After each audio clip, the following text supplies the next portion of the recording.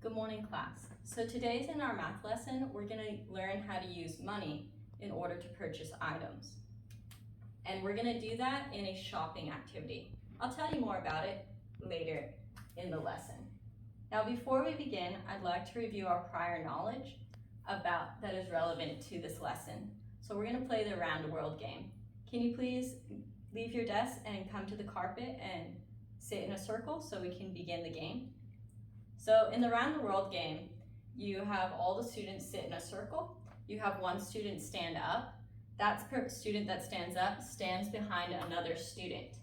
And then you use a whiteboard in order to ask them questions. And the first person to answer that question and gets it right, steps to the next student and then continues around the circle and stays standing until another student gets it right. And then they swap with that student, sit down, and then that student stands up. Now, an example question that I would do is focusing on place value, which will be really relevant to this lesson, and to see prior knowledge that students already have about the value of dollars and coins. And an example of that is to write on your whiteboard and say, what is the value of the 3 in this number? And then flip it over and see if they say it's the 100, or it's the tens column or the ones, and just to figure out where their knowledge already lies and if you need to review that before starting the math lesson. And the reason you want to, I would show them real money to see if they know the value is just to see what their knowledge is on Australian money and currency before we begin the lesson. And then after that, I would review any questions that they got wrong and try to change their perspective before we go forward with the lesson. And then after that, I would have the students go back to their desk, and then I would go into a lesson about mathematical vocabulary. And so then I would say, okay, students, so before we begin the lesson, we have to go over some relevant math vocabulary, because in math, we don't always use, sometimes words have different meanings than they do in everyday life. An example of this is change. Change means the amount of money left over after paying for an item. An example of this is if a toy, say this car, costs $6, and then I pay $10. Now, since the toy only costs $6, the seller would have to give me change, which is money left over. So I would receive $4 change. And in Australia, that would be 2 gold coins that has the number 2 on it. And then I would review the other math vocabulary, what money is, what it's used for, relevant symbols, and I would go over how the cent symbol goes after the number by writing, if I was going to write the number 50 cents, I would put the cent symbol at the end, but if I was going to write that the deck of cards costed $1.50, I would write the money symbol with 1 line. That's what we do in Australia. Sometimes you'll see with 2 lines, but you should do it with 1. And then you would write $1 decimal 50 cents. Now you don't put the cent symbol at the end because you already have the dollar symbol, and you write the one to the closest value. So the highest value is the $1, which 1 actually equals $1 is equal to 100 cents. Okay. And then after that, I would go over and say that in our activity today, we are going to do a shopping activity. And you are going to purchase items for our prize box. Now, in our shopping activity, I'm going to give you $20 in one bag. Spending money, that's labeled spending money. And then another bag that you're gonna put your change into. You have to purchase three different types of toys, but you can purchase more than one toy, but you can't spend more than the $20 you started with. So let's do an example of that. So say at your station, you wanted to buy a car that costed $3.75. And you started out and you had $5. Well, the cost of that toy equals $3.75. You know it's cents because it's to the right of the decimal. And then you give the seller $5. So I have $5. Now, since the car only costed $3.75, the seller has to give you change in order to make it a fair trade. So, in order for the seller to calculate what change to give, you're going to start by counting up from 75. You want to make that 75 cents into 100 cents, because then it bumps up and becomes $1, and then you only have to calculate how many dollars you need. So let's do an example of that. So if the car, we're just calculating how many cents they need to provide for change. You start at 75, using your number line, you're gonna count. I'm gonna count by 5. So 75, 80, 85, 90, 95, 100.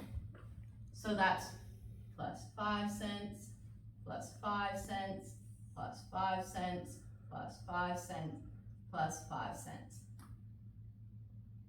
So, and then I'm gonna count by 5s.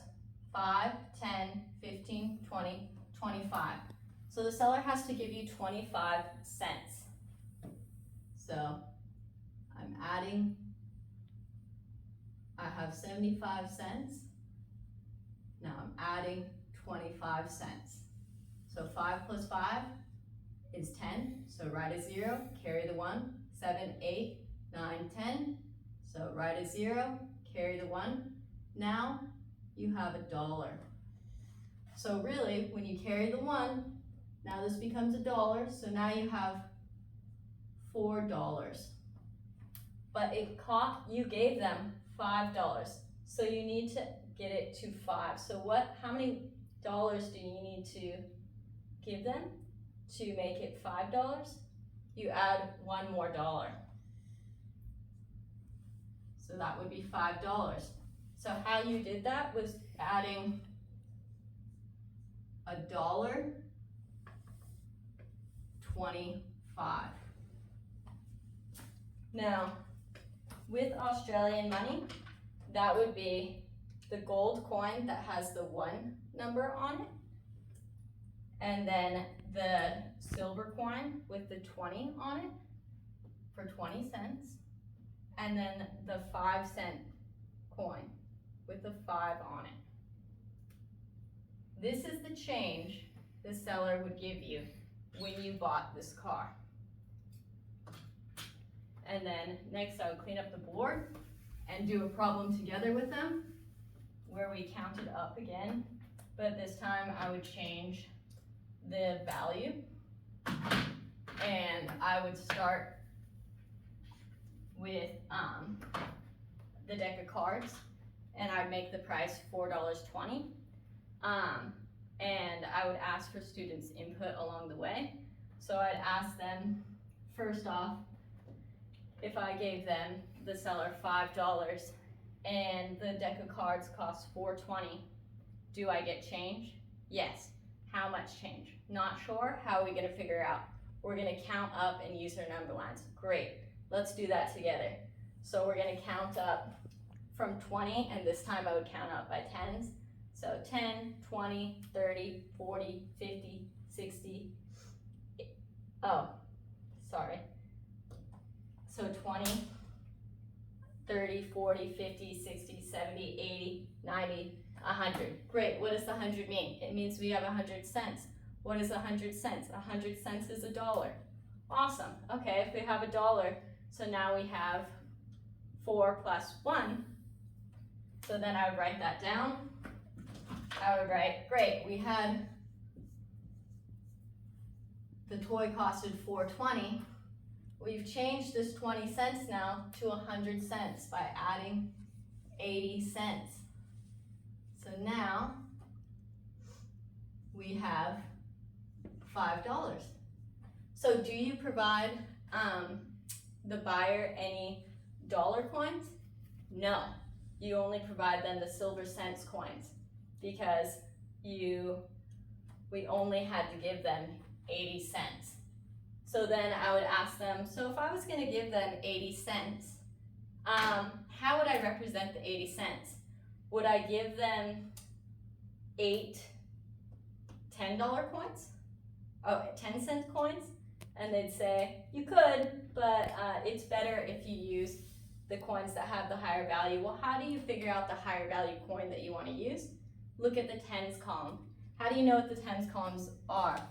We would refer to our place value chart in our desk. And so if we have 8 tens, then I would look for the highest value coin that I could use. Well, the 50-cent coin has 5 tens, so I could use that one. And now I have 33 tens left. How could I represent that? What's the next highest value? Could I use another 50 cent? No, because that has 5 tens. I'd have to use, the next highest is the 20-cent piece. That has 2 tens. I need one more 10. So then you do the 10-cent piece. And that's how you get the 80 cents. After doing that activity, I would explain the shopping activity. And I would go over the worksheet that I give them and reiterate that the task is, so in this task, you are required to purchase 3 different types of toys using the $20 in it. Now when you purchase a toy, you put the change in this bag. How are you going to get change? Well, at each table, there will be a change box. Now in this change box, it'll have all the different coins in it, and it'll have the different dollar pieces. And each coin will also, on the back side, have it written out with the number and the symbol, so they get used to that relationship. And I would also tell them that there are real coins that we're supposed to say in the change box, just so they can see what real Australian money looks like and what a real 50-cent piece looks like. And the reason I do this is because not every student would have prior knowledge of what money looks like, especially if their parents tend to use their phone when they tap to pay things or using their credit card. And then I would also walk them through the actual table, and I would explain that there's some items that'll say each costs $1.75. So does that mean you can buy the whole bag? No, you can only buy one item for $1.75. Now you can buy more than one, but this only counts as one type of toy.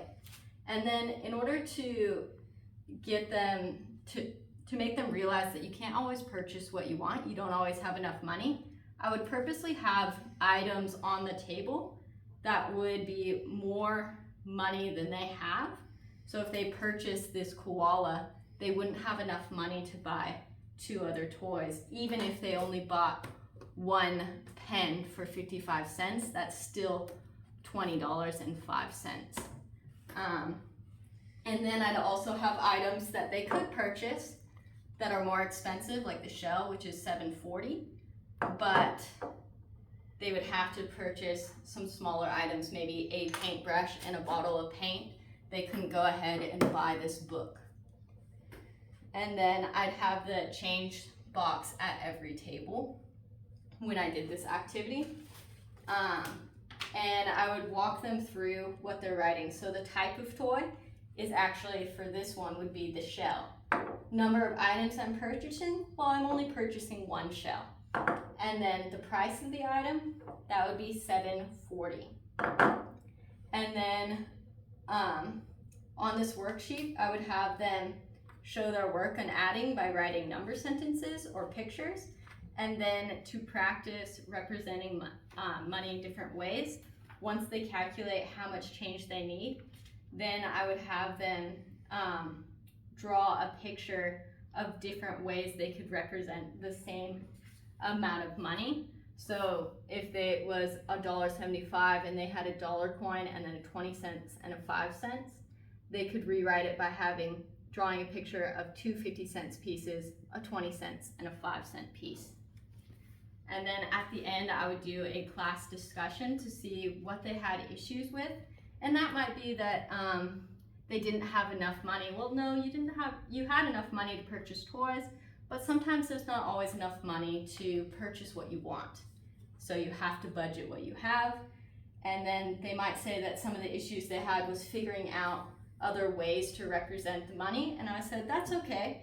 We just need to look at breaking down a bigger number into smaller numbers by, like we did earlier, by counting by 5s or 10s, and the 5s could be the 5-cent piece, the 10s would be the 10-cent piece. And then I would give them that resource of using the place value chart. And with that place value chart, I would have the example of the actual Australian money. So in the ones column, it could be that 5-piece note, or that $2 coin, or the $1 coin, and then all the other silver coins, the 50-cent piece, 20-cent piece, and 5-cent piece. But anyhow, thank you for watching.